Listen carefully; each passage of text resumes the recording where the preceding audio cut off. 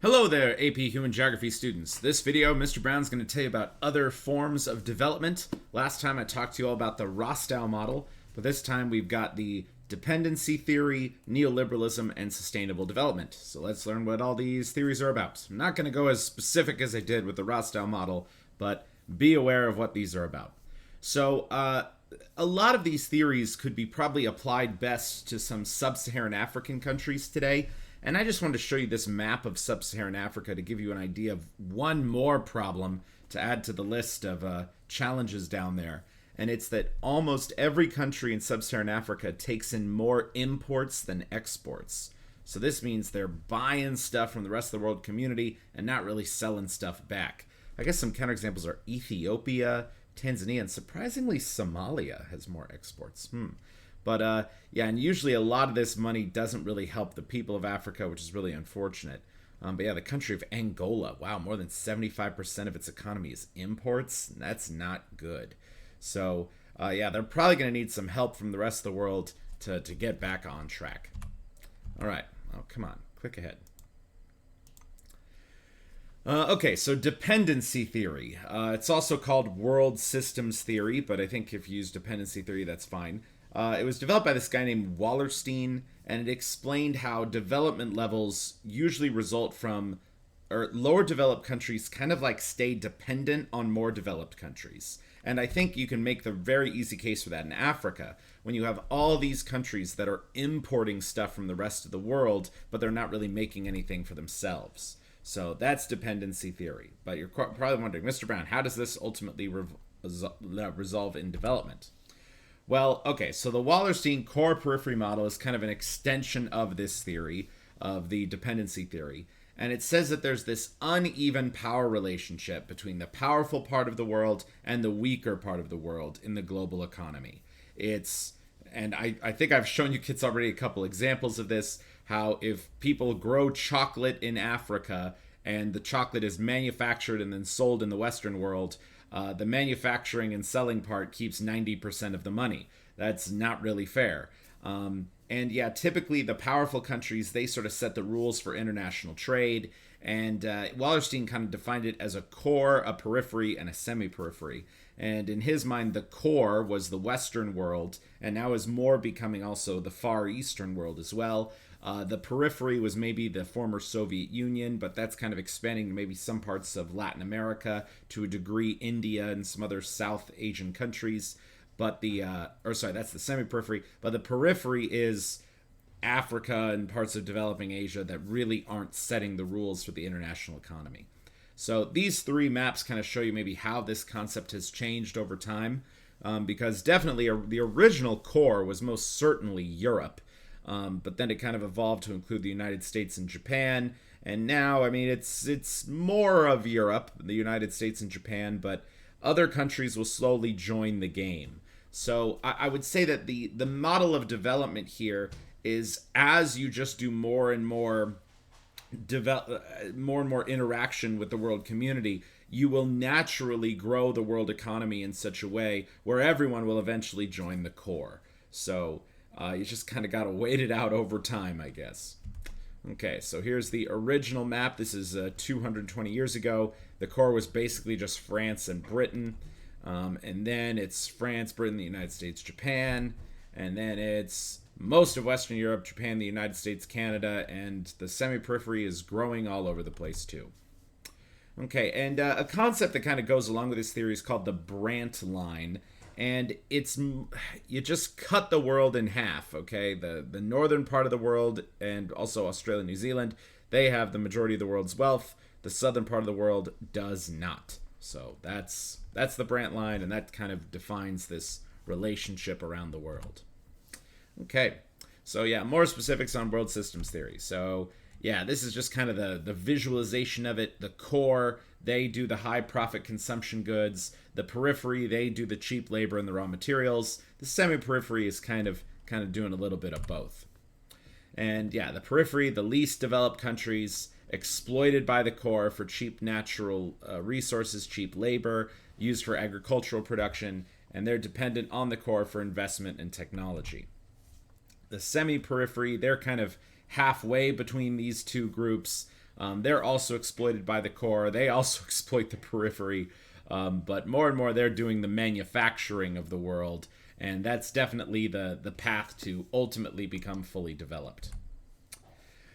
Okay, so yeah, here's just another way of defining it, and I think this is just about all the stuff I said. I'm surprised that there's a lot of Latin American countries that are considered semi-periphery. Same thing with South Africa. But yeah, the entire former Soviet Union is considered semi-periphery. So, yep, the world is a changing place. Okay, and then what is this? Volume of trade. So manufacturing. Okay, if you see something in red, it means they do a whole lot of manufacturing there. And as you can see, almost all of Africa, except for South Africa, there's hardly any manufacturing done. There's almost no secondary sector to an economy. That's really, really rough. But fuel products, it's basically the whole Middle East, so there you go. And then other products, and yeah, manufacturing, it's the Western world, and now more and more South Asia is doing manufacturing, so that's cool. All right.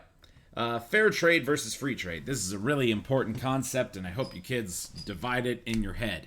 So, free trade means that all companies can trade their goods anywhere. Free trade is no business rules, and when you hear free trade, you probably think, oh, that's like, thumbs up, good idea. It's a thumbs up, good idea if you're a Wall Street banker kind of guy, because it means you don't have to adapt to any of the rules of other economies and stuff like that.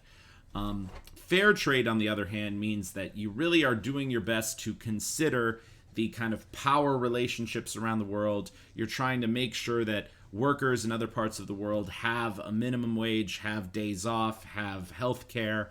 So fair trade is kind of the more compassionate thing. Free trade is the no rules, big business usually wins kind of thing. Yeah, so, and this phrase gets used a lot with Monsanto versus small farmers. Small farmers aspire for fair trade. Monsanto aspires for free trade. So, oh yeah, so I should talk about my sister, because she's seen this a lot in Africa, that there are these, big businesses that come to Uganda and they say, like, okay, we need people to sew clothes for us. Who wants to do it? And the Ugandan people are like, can we have a minimum wage? Can we have some time off? And they're like, oh, well, there's free trade laws in Uganda, so no. Yeah, so there you go. Okay, moving on. So, yep. Oh, you know what? Oh, Fair Trade Project. Oh, a video. I'm just going to skip this. Your Starbucks, every latte, every cappuccino, 100% fair trade. That's cool. Good job, Starbucks. So free trade versus fair trade. How do you play the rules of the trade game? Yeah, NAFTA. No, we need fair trade, not free trade. And then free trade shop, everybody shops. Protection shop, only certain people can shop. So that's another way of defining this. But usually with free trade, the rich people end up on top. And yeah, free trade at last, free trade at last. And they're just kind of messing with workers around the world. All right, let's talk about another concept, neoliberalism. This is an economic development theory that loves free trade, okay? They say, like, the corporation will win. They want globalization around the world, and they want that wealth to go mostly to capitalist countries. And neoliberalism, this was a big kind of policy advocated in the late 1980s, and it's one of the big reasons why the Soviet Union failed. There was so much money and so much trade happening in the world in the late 1980s. The Soviet Union wasn't really a part of it. Soviet Union couldn't keep up. Soviet Union collapsed.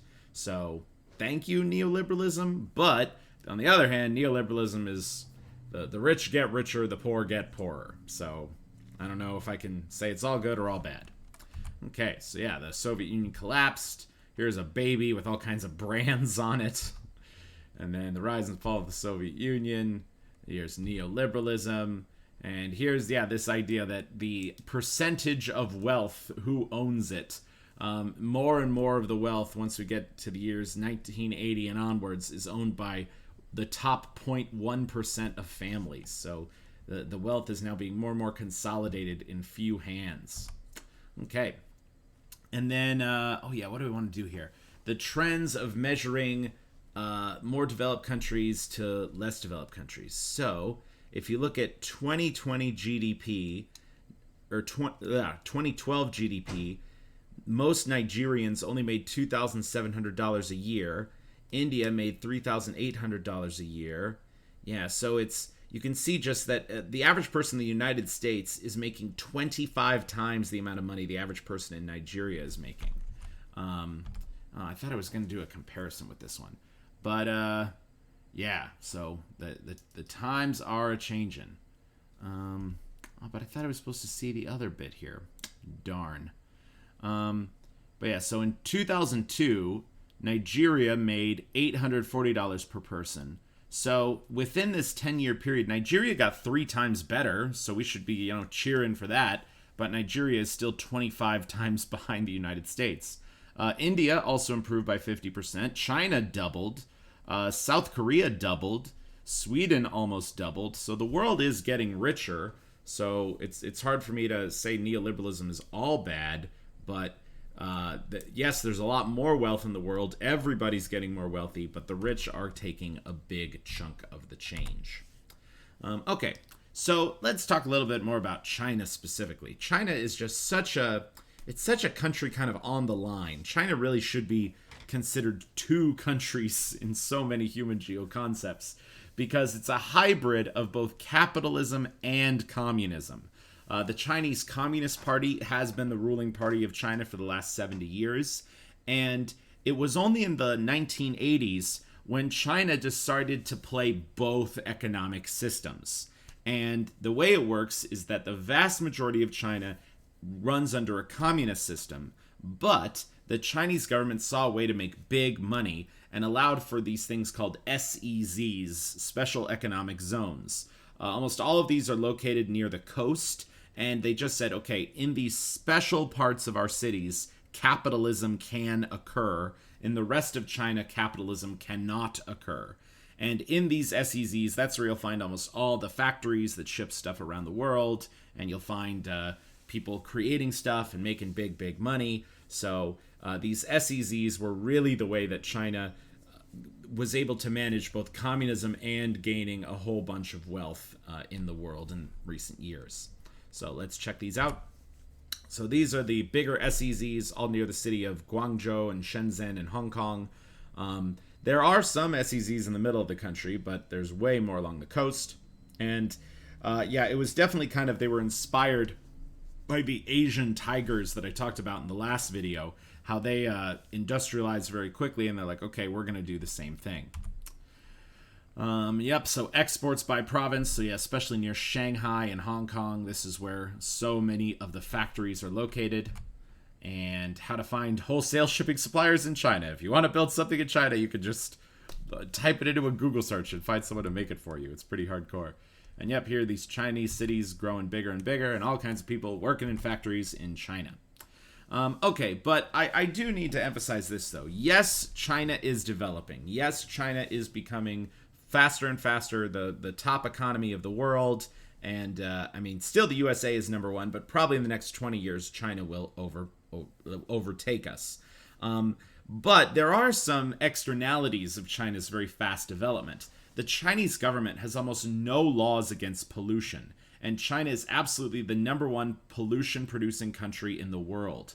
You can look at the Paris Climate Accords, and it says hey, USA, make less pollution, save the planet. Hey, Europe, make less pollution, save the planet. Hey, China, you get a 20-year free pass. Do as much pollution as you want, but then only stop your pollution once we get to the year 2040. As soon as I read that in the Paris Climate Accord, I was like, what the heck? That's ridiculous. If Mother Earth is, sick from a wound, Mother Earth's biggest wound is the country of China today. Yeah, so most of the plastic in the world's ocean is from China. Well, actually, most of the recent plastic is from China.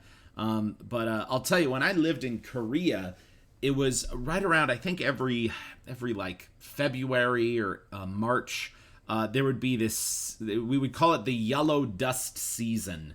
And its yellow, gunky dust would cover all my city of Daejeon in South Korea. And I asked some of my Korean friends, I'm like, where does this yellow dust come from? This doesn't look natural.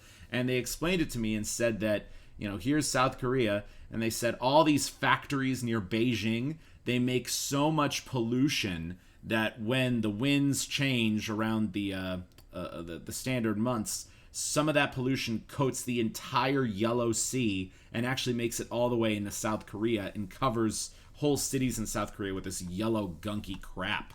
And I was just like, oh man. So yeah, I've never been to China, but I can expect what I would see there wouldn't really make me feel super happy and in my cleanliness desires. So let's check it out.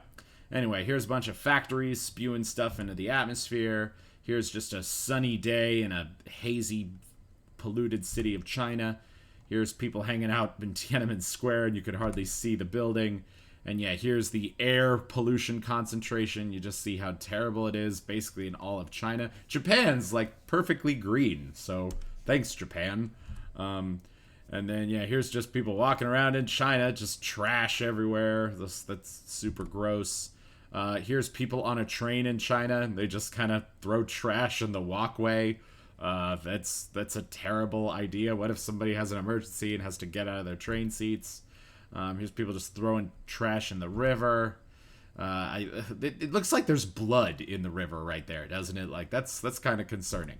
And then here's just plastic in the ocean. And here's a turtle got caught in some plastic crap. And ocean plastic. Who makes the most plastic? It's you, China. It's you. Stop. Bad China. Very bad. Okay, and then here's Dory. She's so sad because her ocean is covered in trash. All right, so to kind of counteract some of these problems that China's especially doing, we came up with a new development strategy called sustainable development.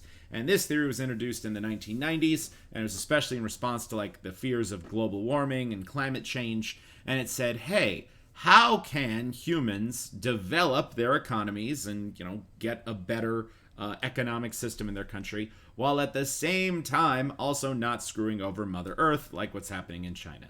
So that's kind of what sustainable development is. It comes up with a bunch of strategies how to improve your country but not destroy the world.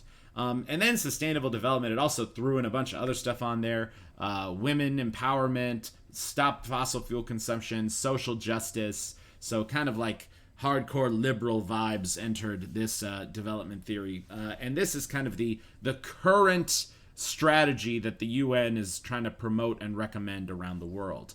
And we're going to deep dive into this a little bit more in class. So let's check out what sustainable development's all about. Okay, it's making the world a happy green place, wind turbines, helping out the ladies. And then, yeah, we want the top half of the world, not the bottom half of the world. And here's some of the concepts of sustainable development. A lot of feel-good stuff here. And then these are what the 17 sustainable development strategies. And we'll deep dive into these in class together. Okay, and something that I think is a... Well, hold on. Let me first give my general opinion about sustainable development. Like, look, this all sounds great. Like, I don't want to knock sustainable development, but it's not proven successful. This just sounds like a lot of happy ideas, but not a lot of reality ways of acting and improving your economy. Okay, and microcredit. All right, so microcredit is a super cool concept. Mr. Brown gives it 2 thumbs up. And it works like this. So you are a poor person, especially a poor woman in a developing country. You have an idea to make a brand new style of scarf. And you want to mass produce this scarf and you want to sell it around the world and you want to make money. Well, before you would go to a bank and the bank would be like, oh, we're, sexist against women, or, oh, you're too poor. We won't give you the money to start your business and actually start selling your scarves around the world. So this one guy from Bangladesh, Mohammed Yunus, he won a Nobel Peace Prize for this idea. He said, I'm going to make a website that's going to ask random people around the world to see if they will sponsor entrepreneurial poor people around the world and just give them a small loan. So that's why it's called microcredit. Like, a lot of these people, they could start a business if they only had like $100. And I know that there are some websites where you can do this, where you'll like read a little bio. It's like, hello, my name is Paresh. I live in Bangladesh. I would really like $100 to buy a fertilizer machine, and then I can double the amount of food I make every year, and hopefully I'll pay you back within 3 years. And microcredit's very clear, though, that it's like some of these people won't pay you the money back. Like, there's a zero obligation for them to like legally pay you back. It's totally possible that their business could fail, but if you're only loaning someone $100, it's not a big hit for you as someone in the developed world, and you could really change the life of someone in the developing world. So that's what microcredit's all about. I think it's a great concept. So let's check it out. All right, so yeah, before opening my food stand, I used to work as a maid in other people's houses. I had to work from dawn to late night for pittance. I used to live temporary housing made of straw. Those terrible days are behind me. Now I've replaced my old house with a tin shed, and my 2 children are attending school. That's great. So all these people needed was a little loan to help them get started. And yeah, here's what microcredit's about. You know, the guy gets a banjo, and this guy gets some plumbing tools, and then they can start being effective members of society.